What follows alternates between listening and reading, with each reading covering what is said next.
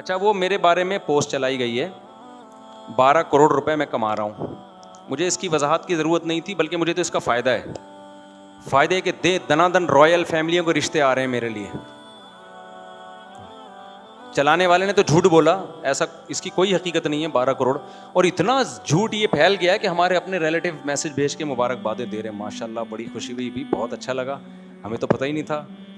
तो मैंने कहा मुझे खुद भी नहीं पता मुझे भी इन्होंने बताया है। तो ये बिल्कुल झूठी खबर है। वैसे मैं जनरली एक बात कर रहा हूँ कि अगर 12 के बजाय 24 करोड़ भी हो तो किसी की ज़ाती आस से क्या लेना देना भाई, कौन क्या कमा रहा है, कौन क्या कर रहा है। 24 क्या 24 अरब कमा रहा हूँ, FBR वाले जाने और कौन जाने, मैं जानूँ। वैसे पाकिस्तान में अगर कोई 12 करोड़ कमा रहा हो ना, FBR वालों ने अब तक उसको ढील दी नहीं होती इतनी। एक दफ़ा सलाम दुआ करने ज़रूर हाज़िरी देते हैं। तो मेरे पास अब तक कोई FBR की तरफ से मिस कॉल भी नहीं आई है, समझ रहे हैं ना ठीक है, मिस कॉल भी नहीं आई है। इंक्वायरी के लिए आना तो दूर की बात। तो ये झूठी खबर है और बहुत से करीबी लोग मुझे मैसेज भेज रहे हैं। अच्छा, कमेंट्स में कुछ लोग जल भी रहे हैं, ये देखो मौलवियों को 12-12 करोड़ रुपए कमा रहे हैं, ये इनकी वैसे कैसी बातें करते हैं। तो इस खबर का, झूठी खबर है, लेकिन इसका एक फ़ायदा ये हुआ कि बहुत से लोग थोड़े से डिप्रेशन में और सिमट गए हैं वो, ठीक है ना। तो क्यों डिप्रेशन में जा रहे हो भाई, कोई कमा रहा है तो कमाने दो उसको। मैं कमा नहीं रहा, लेकिन मैं इसलिए बार बार वजाहत करूँ, नहीं कमा रहा, मेरे घर वाले नहीं पहले मुझे जिंदा छोड़ेंगे, बोलेंगे यार तुम मंथली 1 करोड़ रुपए कमा रहे हो हैं भाई। तो मैं तो घर में नहीं घुस सकता भाई, क्योंकि जब 1 करोड़ अगर मंथली कमा रहा हो तो फिर सारा लाइफ स्टाइल उसकी हिसाब से हो जाएगा ना। वो तो घर वाले कहेंगे ये क्या है तारिक साहब फिर वो मुफ्ती साहब गया लफ्ज। तो ये फेक खबर है, इसके साइड इफेक्ट का खतरा है, इसलिए मैं इसकी वजाहत कर रहा हूँ, क्योंकि मुझे साइड इफेक्ट का खतरा है। लोग आ जाएंगे मेरे पास पूछने के लिए, तो मिंबर पे बैठ के झूठ नहीं बोलता आदमी, तो अल्लाह की कसम नहीं कमा रहा ठीक है ना, ये झूठी खबर है। और अगर बिल फर्ज कमा भी रहा हूं तो आपको क्या जरूरत है पोस्ट चलाने की, इतना कमा रहा है, इतना कर रहा है, तो आपको क्या जरूरत है भाई फजूल किस्म की पोस्टें चलाने की, बिला वजह की लोगों को टेंशन दे रहे हो। जो मोहब्बत वाले हैं वो तो खुश हो रहे हैं, बहुत सारे हसद वाले। अच्छा, लोग नफ्सियात नहीं समझते यूट्यूबर्स की, कि उनको कोई ना कोई टॉपिक चाहिए होता है व्यूअर्स के लिए। तो अब लोग बेवकूफ़, मैं व्लॉग देखता हूँ ना लोगों के, सिर्फ कभी कभार तो हल्का फुल्का के सोसाइटी में हो क्या रहा है। व्लॉगर्स की अजीब दुनिया है यार। गाड़ी में बैठ रहे हैं, मैं जा रहा हूँ, मैं नानी के घर जा रहा हूँ। अबे तो तू नानी के जा रहा है तो हमें क्यों बता रहा है तू नानी के जा रहा है। देखो उसके पास फालतू टाइम है, आपके पास क्यों फालतू टाइम है कि आप पूरा उसका नानी के घर जा रहा हूँ, मेरी बेगम मेरे साथ है, हमें नानी ने बुलाया है, हम यहाँ कुल्फी खा रहे हैं बैठ के, नाना मेरे लिए। अब तो नाना नानी होते ही नहीं ना, शादियाँ इतनी देर से नाना बनने से पहले फौत हो जाते हैं। आज हम ससुराल गए थे, आज हम तरबूज खा रहे हैं, आज बेगम हमारी खीरा काट रही हैं, और मिलियंस व्यूअर्स हैं उनके यार।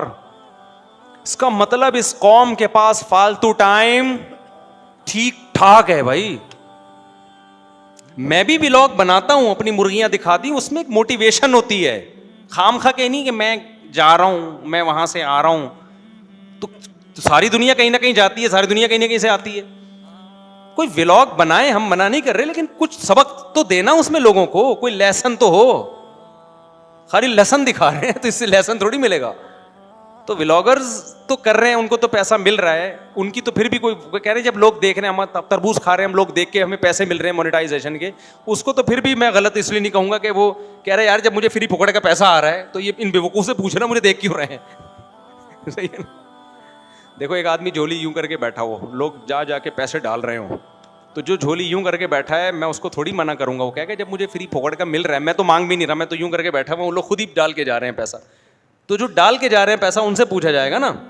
तो व्लॉगर्स, बाज व्लॉगर्स, सारे नहीं, वो क्या कर रहे होते हैं, आज हमारी शादी, हम जा रहे हैं नानी के यहाँ जा रहे हैं या खाला के यहाँ जा रहे हैं, आज हम तरबूज काट रहे हैं, आज हम क्या कर रहे हैं, करेले पका रहे हैं।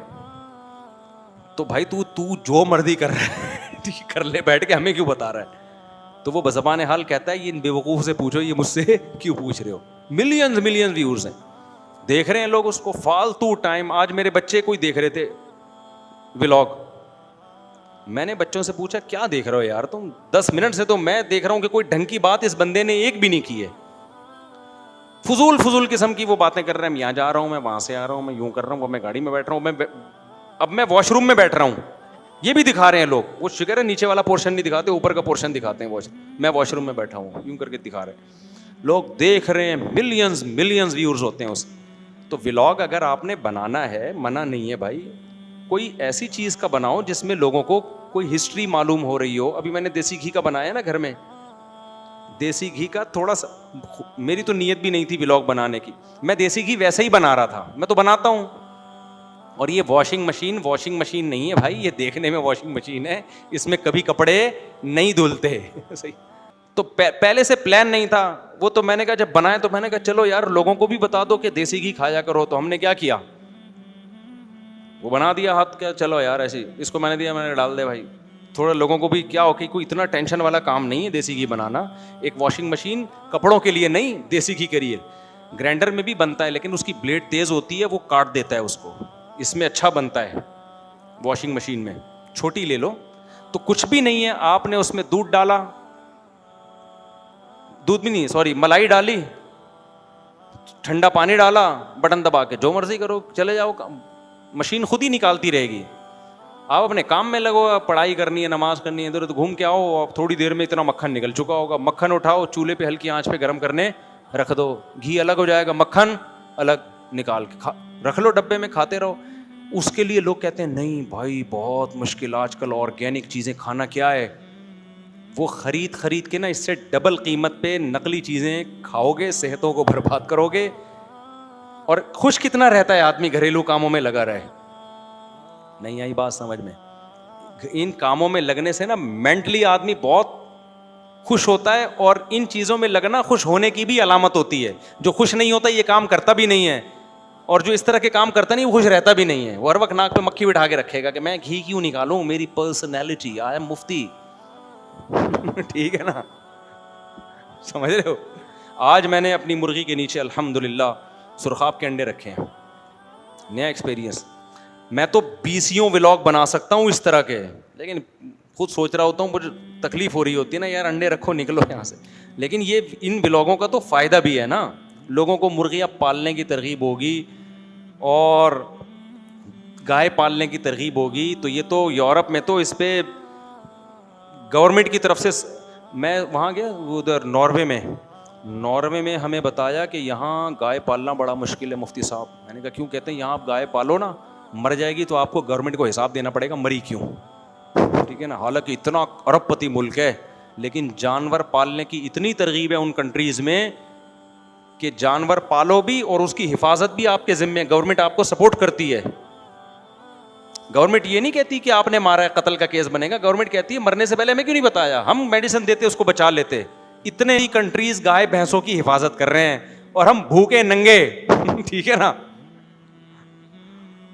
हर वक्त कशकोल लेके IMF से कर्जा मांग रहे होते हैं। हमारे यहाँ इस तरह की कोई मोटिवेशन नहीं है।